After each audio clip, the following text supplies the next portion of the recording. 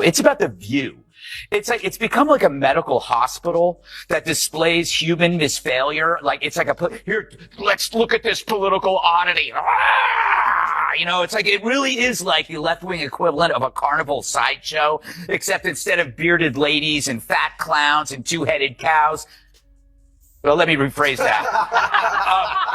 But The View is a victim of the sunk cost fallacy. How can you now speak the truth when for years you've been telling lie after lie after lie? Now you're carrying this big bag of rocks around you because it's too harmful for their ego to admit that we really were. Sunny Hostin just learned the hard way. Never bring a butter knife to a Gutfeld roast. Greg, Kat, and the crew tag-teamed her into a televised meltdown so brutal it deserves a case study. The sarcasm was savage, the shade was lethal, and even Joy Behar looked like she wanted to change seats. What did Sunny say? And why did the internet treat it like the roast of the decade? Let's break down the chaos. It's amazing how Joy and Whoopi became the smart ones. For me, the most shocking thing about the conversation was how truly boring it was. They're like, well, the cicadas, they're cicadas. Okay, but it was like every 100 years. No, it's every 17 years. Do you know how many Emmys this show has? 31. 31 Emmys? This show has 31. I mean, I'd hate to see the conversations that don't make headlines. Sunny Hostin was having a normal week, or as normal as it gets when your job is sitting at a table on national TV, acting like your opinion is carved in stone. The View was cruising along like a high school group project. Fake smiles, silent. Judgments, and everyone secretly thinking they're the smartest in the room. Then, out of nowhere, came the storm. Now to some news. The feral monsters of The View say they've never heard of you-know-who. True, the show that makes mornings hell claim that my name doesn't ring a bell. It's time for our view on The View. Ugh. Yeah, the witch's coven finally shows me some lovin'.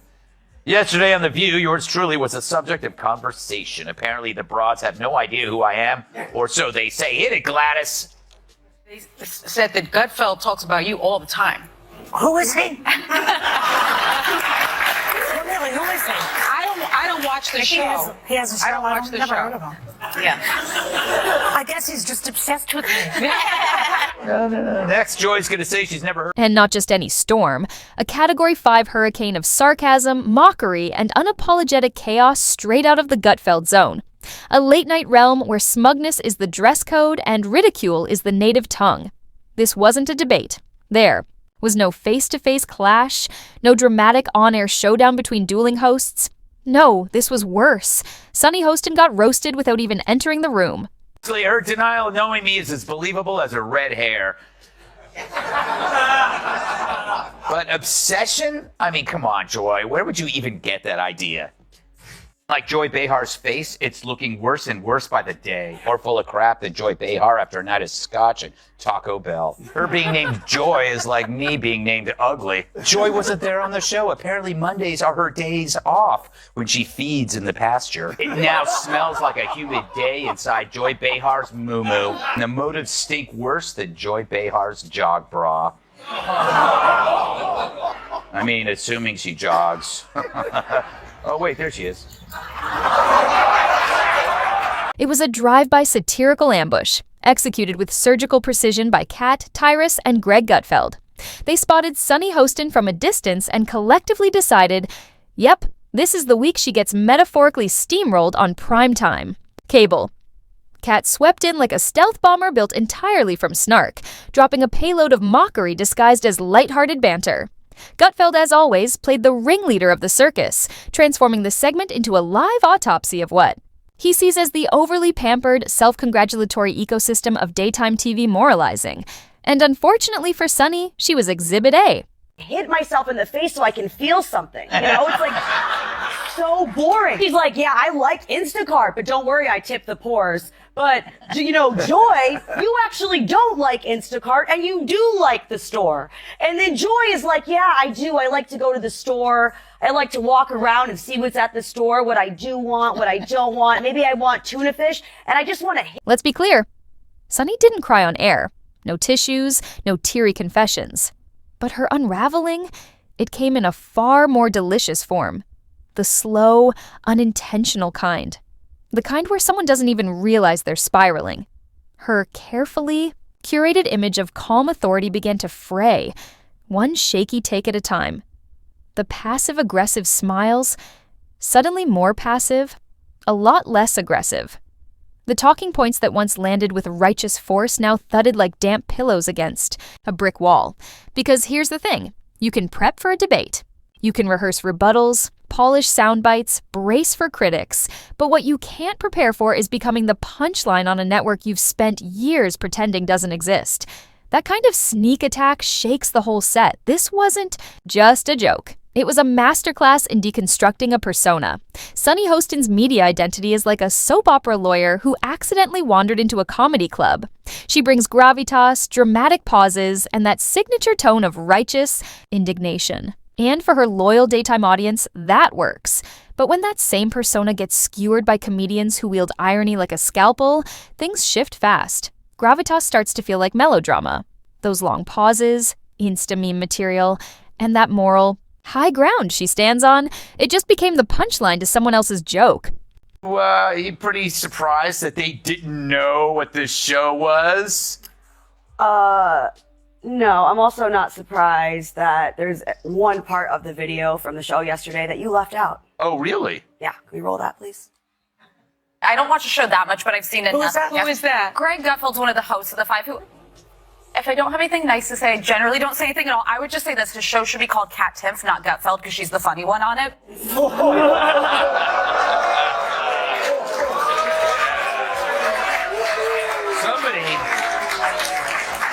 Somebody's flirting with little cat over here.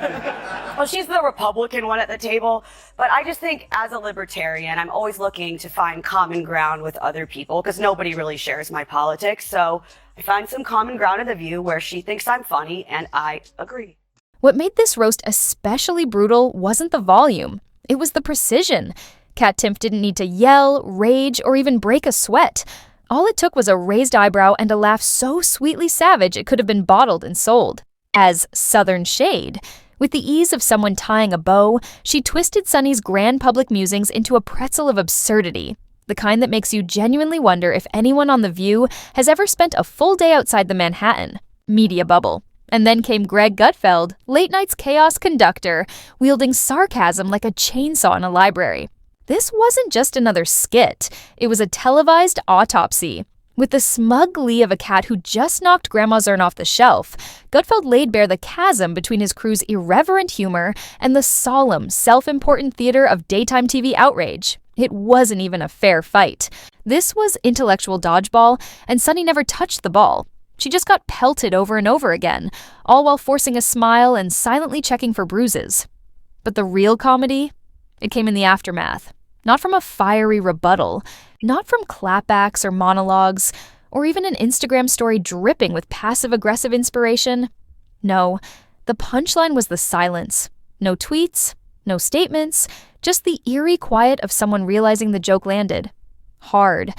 And for once, The View wasn't trending for something it said.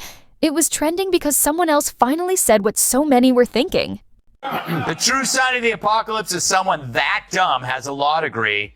Worse, if your name has the word sun in it, there's no excuse for not knowing how an eclipse works. But it's no surprise that Joy is the one who understands science. She's been on the science diet for years.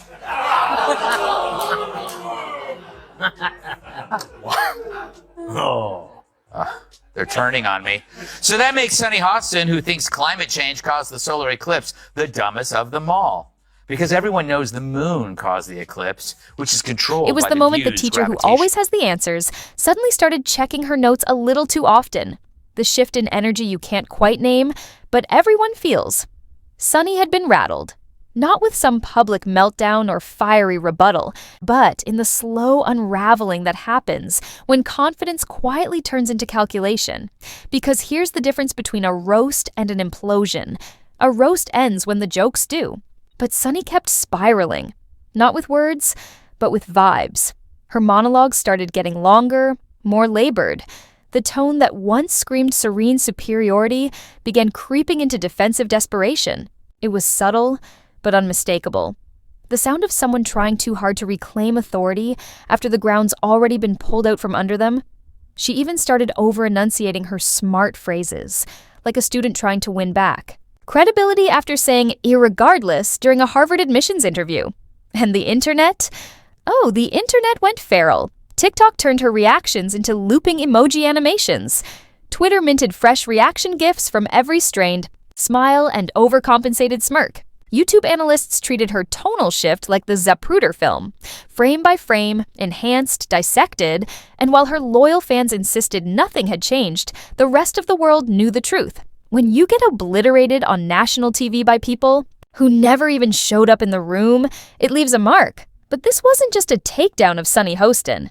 This was a surgical strike against the entire View aesthetic. The sanctimony, the elitism, the smug certainty that every word uttered around that table is gospel, and that any disagreement is a microaggression. The vibe wasn't just cracked, it was shattered. And suddenly, the moral high ground looked a lot like a shaky stool in a collapsing echo chamber. 4-year-old was mocked by The View over his name, prompting Musk's child to exclaim, "Daddy, I didn't know hippos could talk." Sausage maker Johnsonville is recalling more than 42,000 pounds of pork sausage for possible contamination with plastic fibers. Fortunately, authorities were able to track all 42,000 pounds to a single location in New York City. Tim and Gutfeld didn't just dismantle Sunny's argument, they bulldozed the entire cathedral it was preached from, all with a smirk and a perfectly timed eye roll. It wasn't rage, it wasn't fire and brimstone. It was death by satire. And that's what made it lethal. Because here's the kicker. Sunny is smart. That's the tragedy. It's not fun watching someone clueless get clowned. It's watching someone intelligent walk straight into a trap built out of their own ego. She thought sincerity was armor. She didn't realize satire eats sincerity for breakfast and then asks for seconds. Meanwhile, the Gutfeld crew? They were already on to the next target, probably loading up another round of smug cable news sound bites into the sarcasm cannon. While Sunny, she was left behind, clinging to her coffee mug like it was a lifeline, pretending the set wasn't quietly smoldering around her. It was like watching someone rearrange throw pillows while a raccoon rampages through the kitchen. Calm. On the outside, chaos just out of frame, but the real spectacle wasn't just in the one-liners or the perfectly landed burns, it was in the exposure, the peeling back of layers. For years, The View has operated like a high-end echo chamber, wrapped in applause and moral absolutism. Like an exclusive club where the password is performative outrage and the dress code is unshakable superiority. This week, someone crashed the party, flipped the hors d'oeuvres table, and walked out with the champagne. No apology, no debate. Just a mic drop from across the street, and a silence loud enough to shake the chandeliers. Ah, you look tantalizing. You know, I make fun of The View a lot, but that's only because they keep talking. Because COVID also taught Sunny Hostin how to get her groceries delivered. 3 years, that's when I discovered Instacart. And I give them a big tip because they don't always pay their people well. And it's so that's been an issue, I think, for the company. But man, you can get toiletries, you can get fire logs. Fire logs? She had to tell the audience that she tips big because even she knows she sounds. No rebuttals were needed. That was the point. Kat and Greg didn't require a response. The laughter was the response. And the silence echoed louder than any words could. Sunny's desperate attempts to act unbothered only made things worse. Because nothing screams, "I'm rattled," quite like someone trying way too hard to appear unfazed. While Sunny's loyal fans circled the wagons with hashtags and high-minded think pieces, everyone else was too busy enjoying the fireworks. The truth is, when someone's entire persona is built on authority and control, watching them lose both, even for a moment, is utterly delicious. It's like watching a graceful swan try to keep its dignity while slipping on a banana peel. That's the genius of comedy.